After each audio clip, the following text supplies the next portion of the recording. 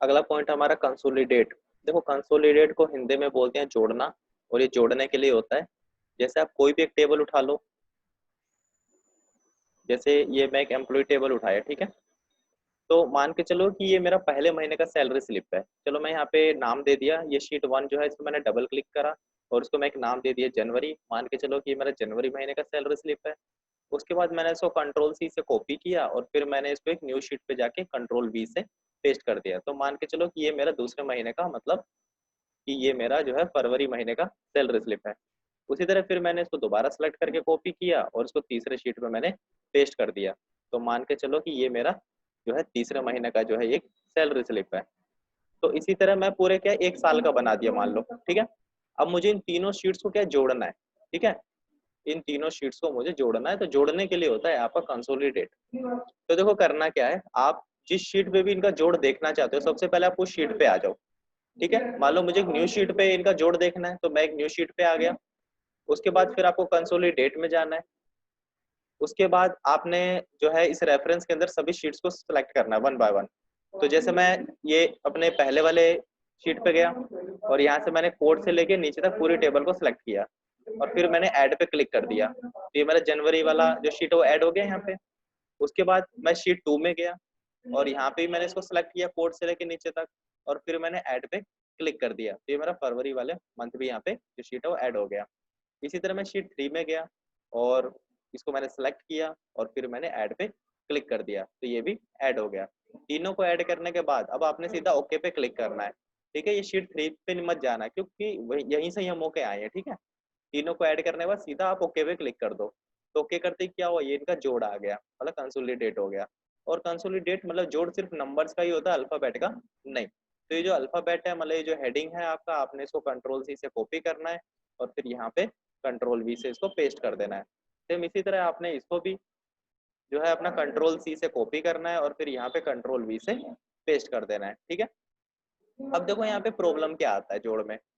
जैसे अभी यहाँ पे जैसे ए को मैं अब तक जो है इतना सैलरी दे चुका हूँ। कितना है ये आपका, 2,55,000, ठीक है। 2,55,000 दे चुका हूँ क्योंकि पहले महीने मैंने एक अंकित को कितना दिया था, 85,000। दूसरे महीने में भी 85 और तीसरे महीने में भी 85, तो टोटल कितना हो गया उसका अंकित का, इतना हो गया, ठीक है। उसी तरह सारा टोटल होके आ गया।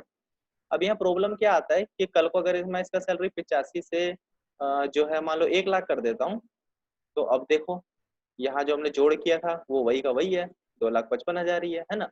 तो मैं क्या चाहता हूँ कि अगर इन तीनों शीट्स में मैं कुछ भी चेंजेस करूँ तो वो इस कंसोलिडेट वाले शीट में भी ऑटोमेटिकली हो जाए, ठीक है। तो उसके लिए देखो आपको क्या करना पड़ेगा, इसको हटा दो आप, ठीक है। अब आपको फिर से कंसोलिडेट करना पड़ेगा। तो वही सबसे पहले एक न्यू शीट पे मैं आ गया। उसके बाद कंसोलिडेट में जाना है और ये जो पहले से मैंने ऐड कर रखे उसको मैं डिलीट कर देता हूँ। रेफरेंस में अंदर मैंने क्लिक किया, शीट 1 में गया, वही सेम प्रोसेस, पूरी टेबल को सिलेक्ट किया, ऐड किया। शीट 2 में गया, टेबल मेरा पहले से सिलेक्ट है, कोई नहीं मैं दोबारा कर लेता हूँ, ऐड किया। शीट 3 में गया, टेबल पहले से सिलेक्ट है और मैंने ऐड किया। अब देखो नीचे हमें 3 ऑप्शंस मिलते हैं। अगर आप तीनों शीट्स को आपस में लिंक कराना चाहते हो तो आप क्रिएट लिंक पे क्लिक कर दो। और अगर आप चाहते हो कि आपकी जो ऊपर वाली हेडिंग है, मतलब नेम डेसिग्नेशन बेसिक सैलरी वाली जो हेडिंग है वो भी आए, तो आप इस पे क्लिक करो। और लेफ्ट में जो डेसिग्नेशन का कॉलम है वो भी आए तो इस पे क्लिक करो। देन आप ओके पे क्लिक कर दो। तो आप देख सकते हो कि जो है ये आपका हेडिंग आ गया ना, और जो आपका लेफ्ट में जो कॉलम था वो आ गया। अगर यहाँ नेम होता तो नेम आते सबके, ठीक है, बट यहाँ पे कोड थे इसलिए कोड आ गए। और अब देखो अभी यहाँ पे इसका सैलरी कितना है, 2,55,000। अगर मैं यहाँ पे इसका सैलरी 1 लाख कर देता हूँ, 1 लाख, तो अब देखो यहाँ कितना हो गया, 2,55,000 था ना, और अब देखो कितना हो गया, 270 हो गया, ठीक है। ओके, तो सब कुछ वही रहेगा, बस आपने तीनों को यहाँ पे सेलेक्ट कर देना है। अच्छा, यहाँ के जो ये नेम वगैरह नहीं आए तो आपने इसको कॉपी करके जो है वहां पे पेस्ट कर देना है। क्लियर?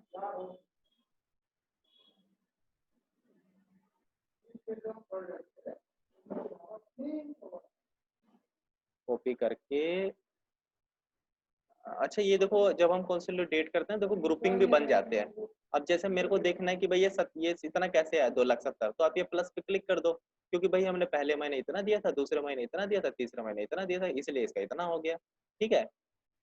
ओके, अब यहाँ पे मैं पेस्ट कर रहा हूँ तो ये हो नहीं रहा है, क्योंकि यहाँ पे 1 2 3 4 नंबर जो है यहाँ पे हाइड हो रखे हैं। वो इस वजह से, क्योंकि ये इसने इस महीने इसमें इसको ले लिया ना, पहले महीने इतना, दूसरे महीने इतना।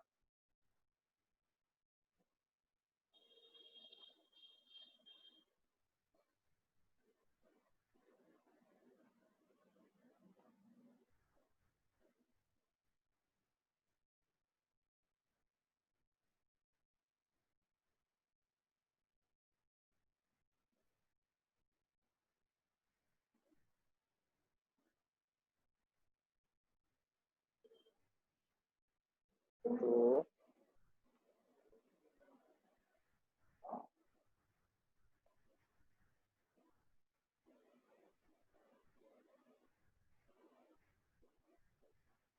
या तो ना आप नेम को आगे कर दो, इसको पीछे कर दो।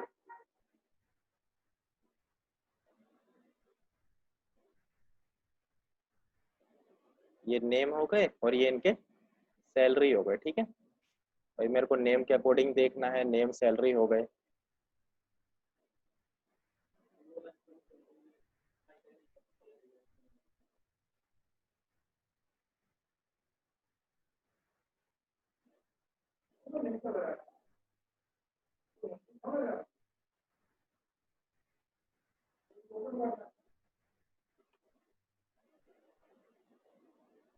कंसोलिडेट, ठीक है, सब सेलेक्ट हो ही रखे हैं। देन ओके कर दो। अच्छा हाँ, जो सेलेक्ट आप करोगे इस तरह से करोगे, कंसोलिडेट शीट 1। अब नेम से कर लेना, ठीक है, सेलेक्ट नेम से। ऐड ऐड ऐड, तीनों को सेलेक्ट, देन ओके, ठीक है। तो अंकित को आप इतना सैलरी दे चुके, रोहित को इतना। अब अंकित को इतना कैसे दिया, प्लस पे क्लिक करके देख लो कि आप, क्योंकि आपने 3 महीने इतना दिया था इसलिए इसका इतना हो गया टोटल। क्लियर? ओके। अब देखो ये ग्रुपिंग भी बन जाते हैं अपने आप। अब जैसे मान लो इसको अपने हटाना है ना, तो ऐसे सेलेक्ट करके तो आप इसको डिलीट कर दोगे, लेकिन ये ग्रुपिंग कैसे डिलीट होंगे, ठीक है। तो उसके लिए यहाँ पे आपको अनग्रुप में जाना है और यहाँ से क्लियर आउटलाइन पे क्लिक कर देना है। ये ग्रुप को हटाने के लिए अनग्रुप में जाके क्लियर आउटलाइन कर देना, ठीक है। ये पहले जैसा हो जाएगा आपका। ओके, आगे बढ़ते हैं। नेक्स्ट है आपका यहाँ पे वाटर एनालाइज में। अभी हम देखते हैं गोल सीक को। देखो गोल सीक के लिए ना पहले आपको एक टेबल बनाना होगा। तो देखो टेबल में क्या बना रहा हूँ, जैसे मैंने यहाँ पे आइटम लिखा, quantity, unit, cost price, selling price और प्रॉफिट, ठीक है।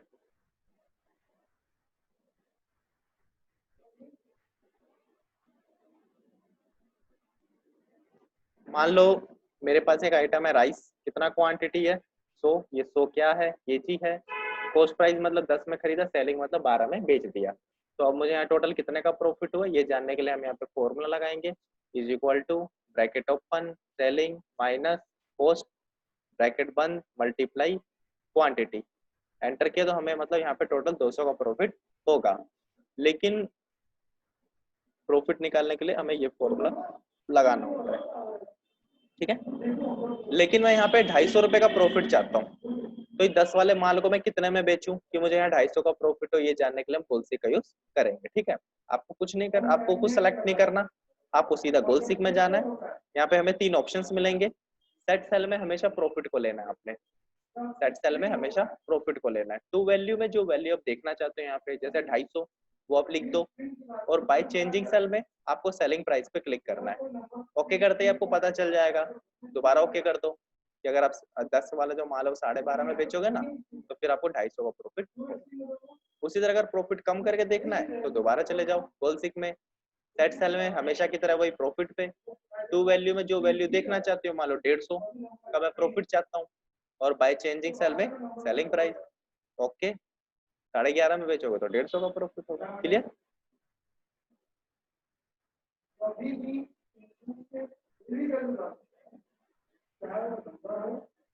ओके, इसी तरह कॉस्ट प्राइस पे भी कर सकते हो कि भाई कितने में खरीदूं, ठीक है, कि मुझे 250 का प्रॉफिट हो। आप कॉस्ट पे भी कर सकते हो। सेट सेल में तो हमेशा प्रॉफिट, सेट सेल में तो हमेशा प्रॉफिट टू वैल्यू में 250, और बाय चेंजिंग सेल में आप कॉस्ट प्राइस पे भी कर सकते हो। कि अगर मैं 9.5 का खरीदूंगा तो फिर मुझे उतने का प्रॉफिट होगा। ठीक है, ऐसे भी कर सकते हो। आगे बढ़ते हैं। नेक्स्ट है डाटा टेबल, जो होता है टेबल बनाने के लिए होता है, जिसको पहाड़े बोलते हो, 2 का टेबल 3 का टेबल, वो बनाने के लिए होता है। अब करना कैसे है देखो, सबसे पहले यहाँ 1 लिखना है, उसके नीचे भी आपको 1 लिखना है, फिर इन दोनों 1 को आपको मल्टीप्लाई करना है, इज इक्वल टू ऊपर वाला 1 मल्टीप्लाई नीचे वाला 1, एंटर करोगे आंसर 1 ही आएगा। 1 इंटू 1 1 ही होता है। ये हमने इसीलिए किया क्योंकि इसी के बेस पे हमारी टेबल बनेगी। उसके बाद यहाँ पे 2 3 4 5 6 7 8 9 और 10, फिर इस तीसरे वाले 1 के सामने जो आप टेबल बनाना चाहते हो, 2 का 4 का 5 या 55 का, वो आप ऐसे लिख दो। फिर आपने क्या करना है, तीसरे वाले 1 से लेके नीचे तक पूरी टेबल को सिलेक्ट करना है। उसके बाद आपको डाटा टेबल में जाना है। या 2 बॉक्स मिलेंगे, row input cell, column input cell. तो ऊपर वाले बॉक्स में ऊपर वाले 1 को लेना है और नीचे वाले बॉक्स में नीचे वाले 1 को लेना है। ओके कर दोगे, आपका टेबल तैयार। ठीक है, ठीक है। अच्छा, जो टेबल बना है ये इस मल्टीप्लाई के बेस पे बना हुआ है, तो यहाँ पे सब एक दूसरे से क्या मल्टीप्लाई हो रखे हैं, 2 दूनी 4, 2 चौक 8। ठीक है, तो सब एक दूसरे से मल्टीप्लाई हो रखे हैं, तो आप ना इसका कोई पार्ट चेंज नहीं कर सकते। जैसे अगर मैं 12 की जगह यहाँ पे 15 करके एंटर कर रहा हूँ, 11 लिखा हुआ, can not change part of data table. ठीक है, बाहर आने के लिए आपको एस्केप का बटन दबाना है। कौन सा बटन दबाना है? एस्केप का।